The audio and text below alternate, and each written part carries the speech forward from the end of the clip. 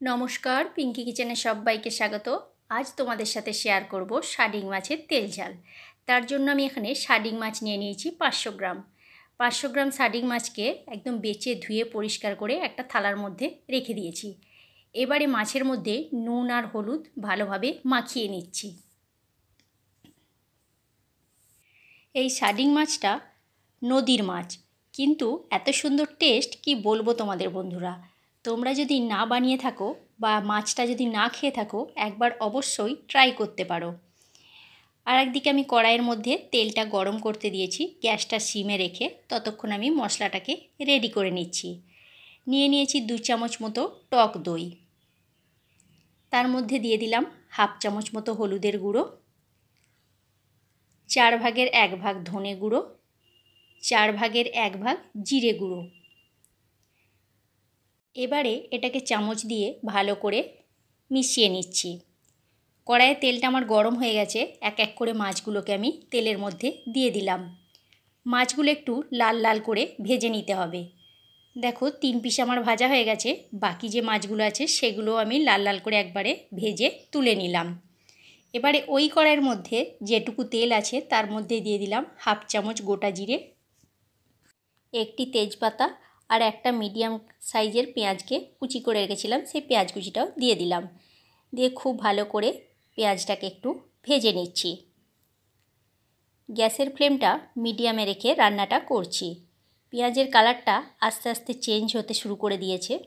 এবারে এই পর্যায়ে আমি দিয়ে দিচ্ছি রসুন বাটা। এখানে আমি দিয়ে দিলাম 1 চামচ মতো রসুন বাটা। রসুনটা দিয়ে খুব ভালো করে আবার একটু ভেজে নিয়ে দিয়ে দিলাম 1 চামচ মতো আদা বাটা। রসুন আর আদাটা খুব ভালো করে কয়েক সেকেন্ডের জন্য নাড়াচাড়া করে আমি ভেজে নিয়েছি, যাতে রসুনের কাঁচা গন্ধটা চলে যায়। এবারে যে মশলাটা রেডি করে রেখেছিলাম সেই মশলাটা দিয়ে খুব ভালো করে কষিয়ে নিচ্ছি, গ্যাসের ফ্লেমটা একটু হাই করে দিয়ে। একটু সময় ধরে এটাকে আমি কষিয়ে নিচ্ছি।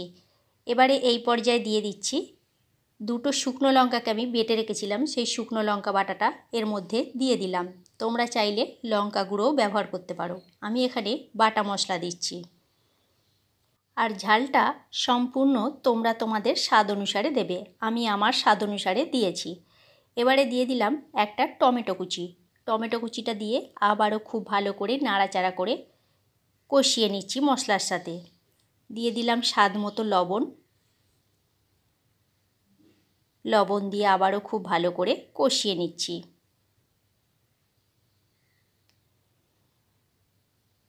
দেখো মশলাটা খুব ভালো করে কষানো হয়ে গেছে, মশলার গা থেকে তেল ছেড়ে বেরিয়ে গেছে। এবারে এই পর্যায়ে দিয়ে দিচ্ছি জল।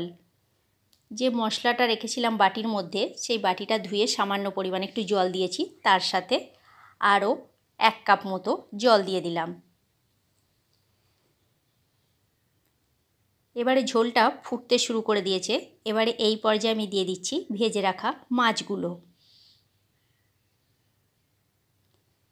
বন্ধুরা, আমার এই ছোট ছোট ভিডিও রেসিপি তোমাদের যদি ভালো লেগে থাকে, লাইক কমেন্ট শেয়ার করো।